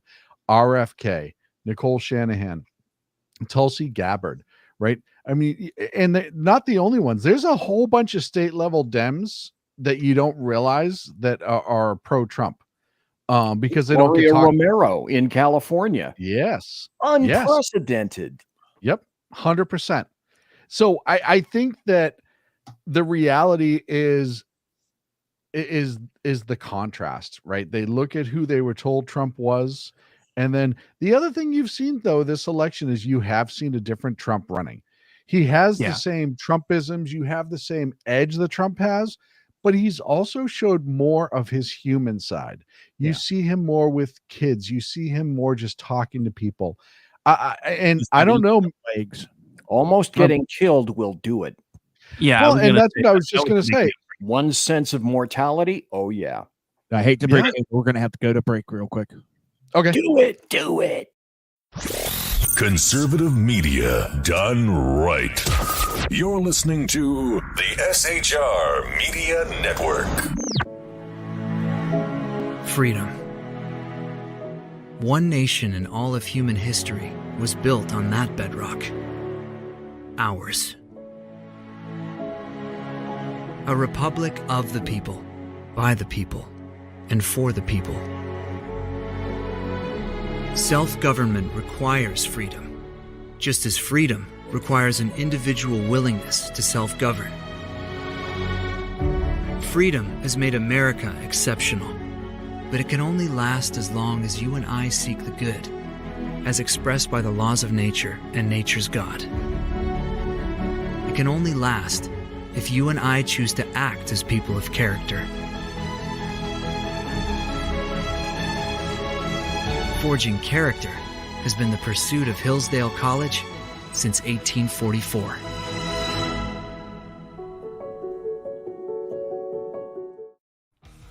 What is The Edge of Liberty? News, politics, commentary, sarcasm, alcohol, and high blood pressure. It's as American as a good revolution. So tune in every Monday and Friday at 12 Pacific, 3 p.m. on the East Coast on the SHR Media Network and KLRN Radio.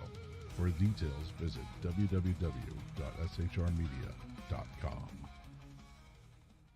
Attention, all patriotic women of faith. Yep, I'm talking to you, sis. Are you looking for high-quality, super soft apparel that reflects your love for country and your devotion to God? Look no further than Carry Girl Gear. Picture this. You rocking a tee so soft it's like being hugged by a cloud, all while showing off your love for God and country. Sounds dreamy, right? Well, welcome to reality, babes, because that's what we're all about here at Carry Girl Gear. We specialize in super soft tees, tanks, and more, designed specifically for the strong, patriotic woman who proudly wants to carry their message of faith and freedom. When you shop with us, you're not just getting a t-shirt. You're joining a community of like-minded women who are proud to wear their beliefs straight on their tees. So whether you're sipping sweet tea on the porch or leading the charge for faith and freedom, do it in a Carry Girl tee. Because life's too short for stiff, boring tees. CarryGirl.com, where faith and freedom meets fashion.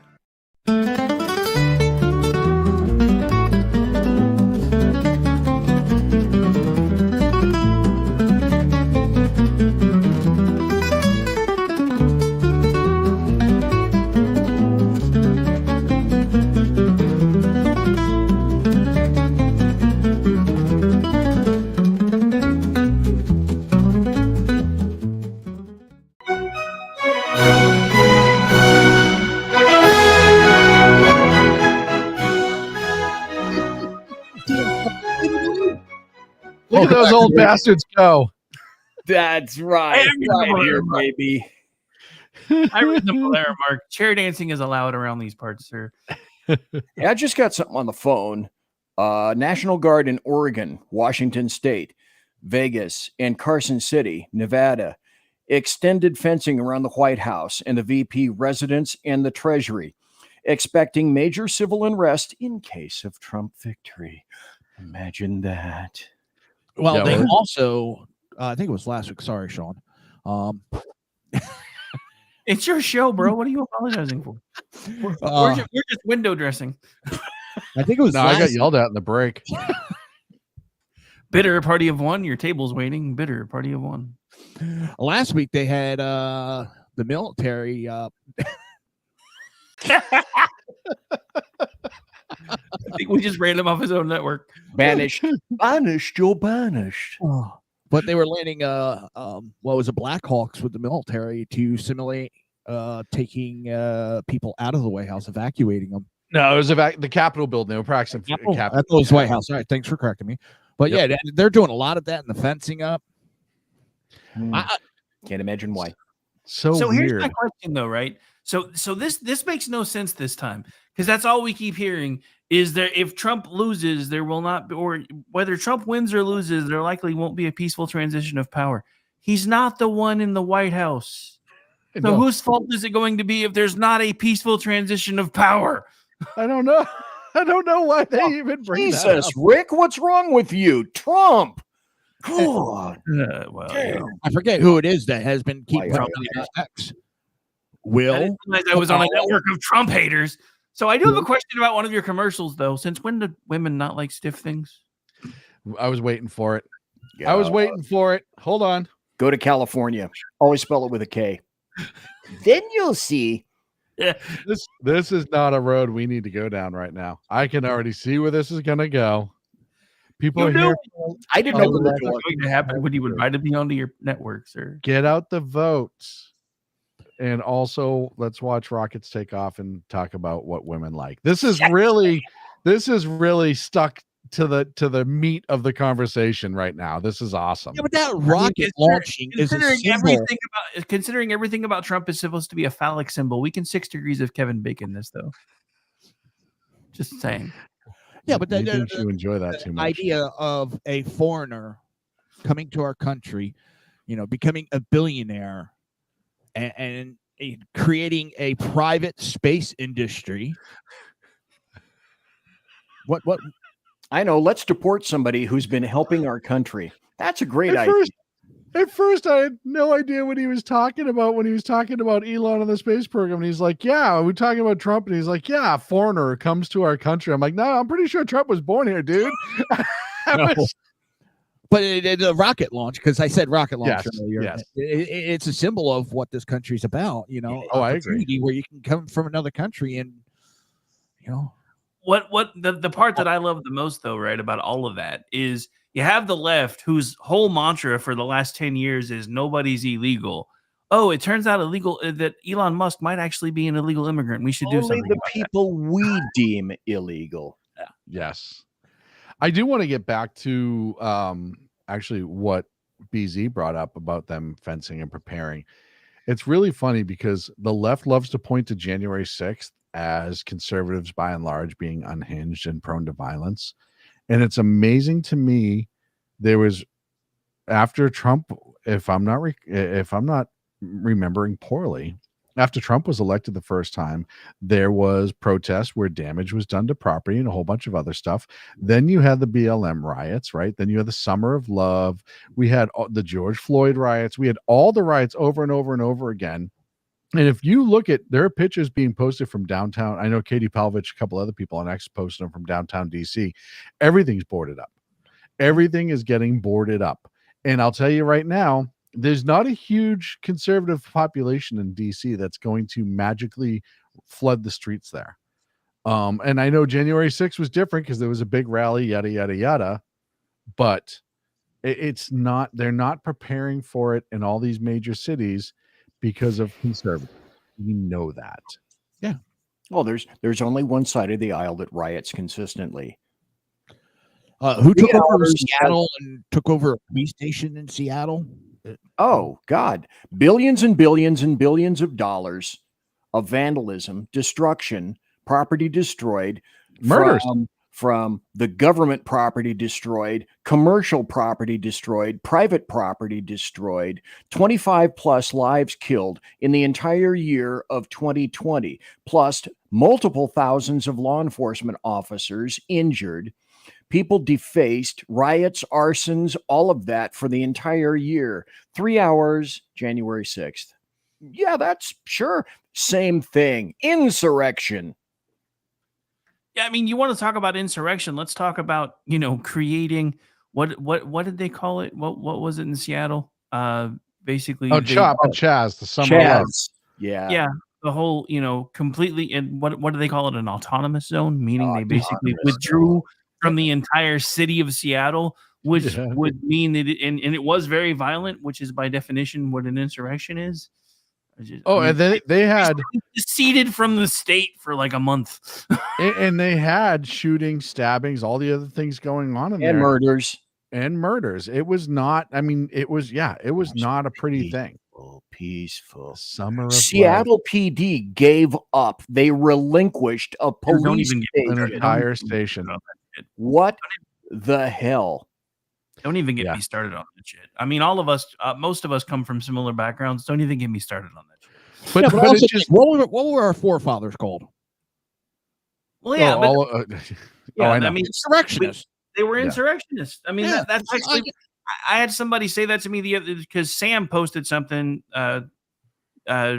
Chief editor of Twitchy posted something a couple of months ago talking about how it wasn't an insurrection, and how our founding fathers would have been considered insurrectionists. And some leftists came, they weren't insurrectionists, they were heroes. I'm like, you realize that they were by definition committing insurrection against the government of England, right? It's amazing how they're only heroes when it meets their narrative. That's the other amazing thing.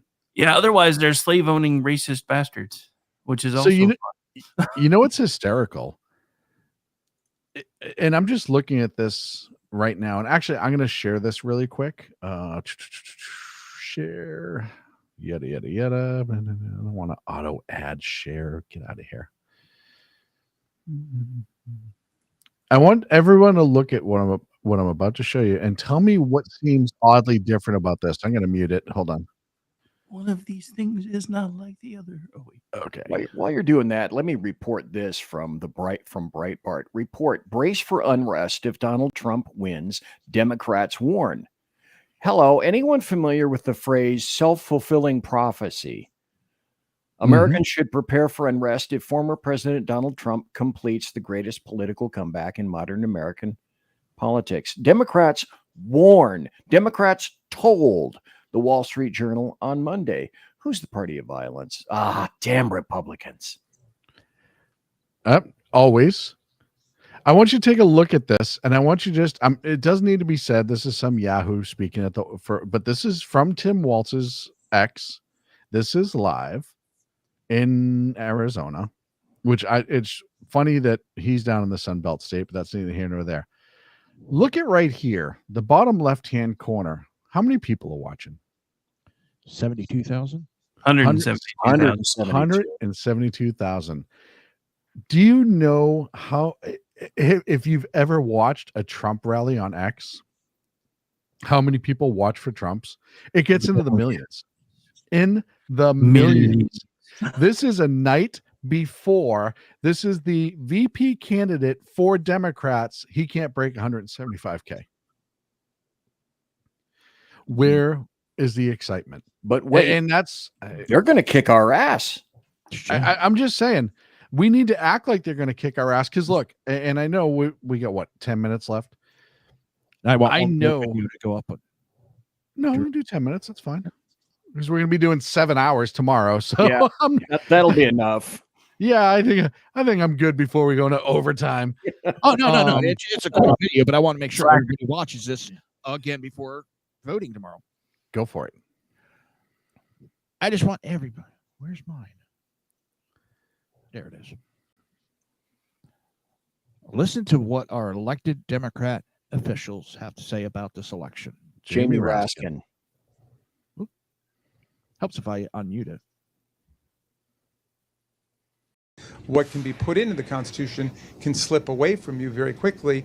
And the greatest example going on right now before our very eyes is Section 3 of the 14th Amendment, which they're just disappearing with a magic wand, as if it doesn't exist, even though it could not be clearer what it's stating. And so, they want to kick it to Congress. So it's going to be up to us on January 6, 2025, to tell the rampaging Trump mobs that he's disqualified. And then we need bodyguards for everybody in Civil War conditions, all because the 9 justices, not all of them, but these justices who have Not many cases to look at every year, not that much work to do, a huge staff, great protection, simply do not want to do their job and interpret what the great 14th Amendment means. And I'm glad that Sherilyn's creating her new center so we can bring that.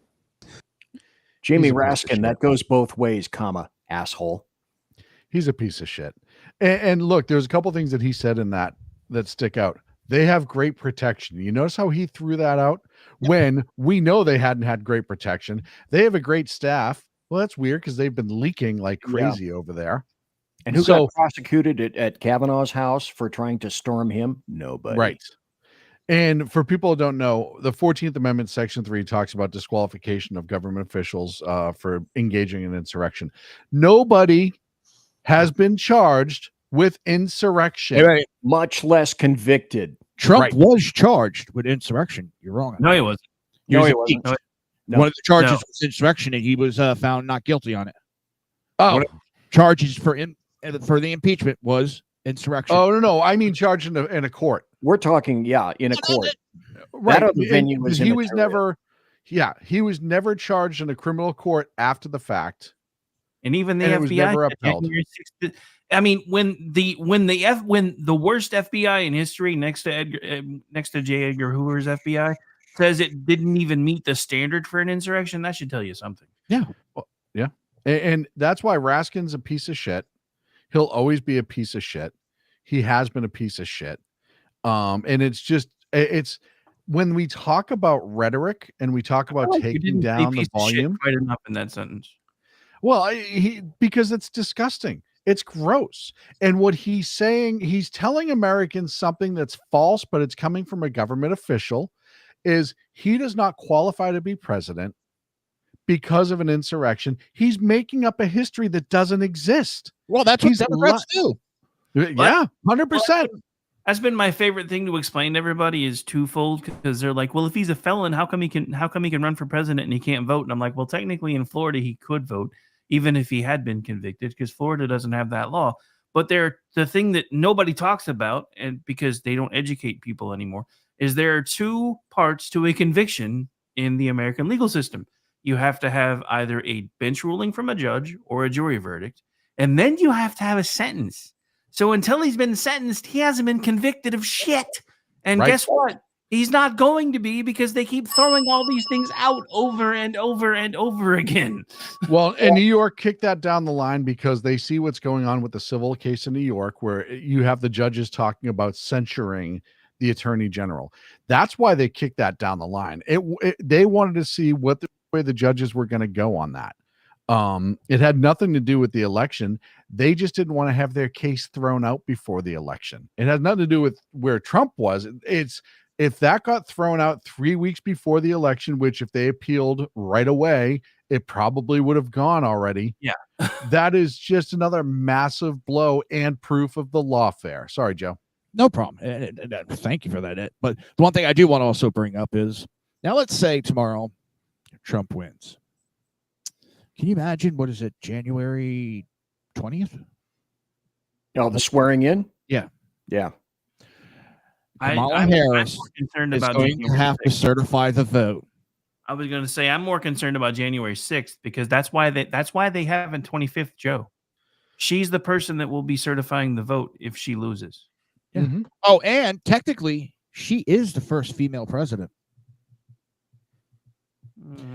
Joe Biden had to go under for surgery, and they had to swear her in as president. That's actually true. I forgot all about that. Yeah, I did too. Let's not let them have that moment though, because let's move on. Nothing to see here. No, actually, let them already have it. Now it's done. We don't even have to have that conversation ever again. Be like, well, actually, wait. When he wins, that'll be how we calm them down. Well, technically, you've already had your first female president, because she got sworn in when he was under the knife. So you for should 6 hours. But hey, it is what it is. We're going to go around and last thoughts, and I'll be nice, and I will start with Sean. Oh, well, what's the occasion? Great. Now he's going to burn 4 minutes because of shock. I know, right? I had to kiss my boss's ass a little bit. I actually have nothing to say. No, I'm just kidding. How can you tell the difference between his ass and his face? They both have goatees. So You're not helping your case there. I know. We've said this several times tonight, and I'm just going to reiterate it one more time before we go off the air. You vote tomorrow no matter what. Don't think anyone's going to save you, because, as I've said before, if America falls, then nobody's coming to save us. Your vote, I don't care what district you're in, and I know we've talked about that. I don't care what state you're in. You need to vote. I'll tell you right now, to send the message of the popular vote and remove that argument for the next 4 years would be so delicious. You could taste it. Oh, just to not have to hear, well, the popular vote, she won by 30,000 people. And it's like, well, how many of those were legal ballots and not a Chinese student who, out of millions of votes, that number exists, and we don't know what it is. How many illegal votes are there? But we've proved that it's happened. It's important that you go. It's important that you vote. If you have sick and elderly friends, offer to take them. This is your civic duty. The founders entrusted this into us to choose our own leaders, that henceforth choose the path of our nation. You need to be a part of it. Nobody stays home. Everybody goes. We will see you tomorrow, and I'm looking forward to it. BZ. Every vote counts. Every vote counts, because if you don't vote, this is what we're facing. We're facing packing the court, abortion. You're going to have murder at birth. You're going to make DC a state. You're going to make Puerto Rico a state. You're going to make Costa Rica a state. 2 obvious leftist senators each. They're going to end the filibuster. You're going to have unrealized gains, which will trickle down to you, by the way. You're going to have unending illegal invader flooding. You're going to have unending printed money. You're going to have unending weakness enabling global aggression. And you're going to have our acquiescence of sovereignty to all things UN and all things globalist and more. Next. Rick. All right. Well, how the hell do you follow that? I'm just going to say what I've been saying the entire time. Act like, and it just goes back to something that I've been saying. Talk like we're 30 points up. Act like we're 20 points down. You have to be projecting confidence to everybody else while at the same time making sure everybody understands how important your vote is. And this goes back to what we've been saying, and I've been saying now for weeks. This election is the one election that the popular vote can and should matter, because we have to send a message to these people. So don't sit it out. Don't stay home. If you haven't voted, tomorrow's your day. If your friends haven't voted, tomorrow is their day. If you have to go get them and take them with you, if you're going to the same polling places, or even if you're not, take them with you. People need to understand that at this point, and this goes back to something that I've been saying for a long time, if America goes away, there's nowhere else for us to go. There is no safe place anymore. And regardless of how much the left tries to convince you that everything about our country is terrible and everything about our country is racist, if it was that bad, why does everybody try to get here? It's not that we don't want people to come here. It's that we want people to come here and respect what it is that has been built here. We heard it from Ilhan Omar's own people and from Rashida Tlaib's own people. The most of the Muslims that have come into those townships and areas did not come here to assimilate. They came here to colonize. This is why we have the laws that we have. We saw what happened when there was a population that was already here, and we had colonization. That's why those laws exist, because at some point we became the native population, and we don't want the same thing to happen to us that happened to them. I think that's it, because everybody else stole most of my answer. All right, and as we step away from this one at a time, Sean, where can they find you? You're muted. Helps if Yep, Edge of Liberty, Monday and Friday, 12 p.m. Pacific. We'll see you tomorrow night, Sean. Rick, where can they find you? Find me at Rider73. I'll be live tomorrow on KLRN Radio from noon to 3, and then back doing our election coverage starting at 7 p.m. Eastern, where we'll have some crossovers with these folks and a few other folks, and be running until we either have results or until we pull our hair out. You can also follow along with the network at KLRN Radio and our news arm at Digital Beacon US. See you tomorrow night. And I saved the best for last. BZ. Hey, thanks. I greatly appreciate it, Jersey Joe. BZ's Berserk Bobcat Saloon every select Tuesday and Thursday night on SHR Media, the SHR Media YouTube channel, and the Rumble channel. I am basically your conservative Sherpa, guiding you through the maelstrom of Democrat, leftist, and globalist lies, chaos, deceit, and betrayal at 8 p.m. Pacific, 10 p.m. Central, 11 p.m. Eastern. Gotta be there. Aloha. See you tomorrow night. See you tomorrow night, bud. All right, and that's going to wrap it up for the show. I'm not going to give a closing argument because the three of them said it the best, and I don't think I could top it. Just make sure you go out and vote. There's no excuse why you can't get out and vote. There's organizations that are offering to help with even Uber rides if you have trouble getting there. Till tomorrow. That's right. Tomorrow we'll have SHR Media's election coverage starting at 7 p.m. Eastern Standard Time, and that's 4 p.m. Pacific Standard Time. I usually make that joke as a smart-ass comment, and I totally screwed that up. And you can catch me, Jersey Joe, right here on the Reaver of Common Sense every Monday and Friday, 9 p.m. Eastern Standard Time. Till tomorrow night, people. Get out and vote.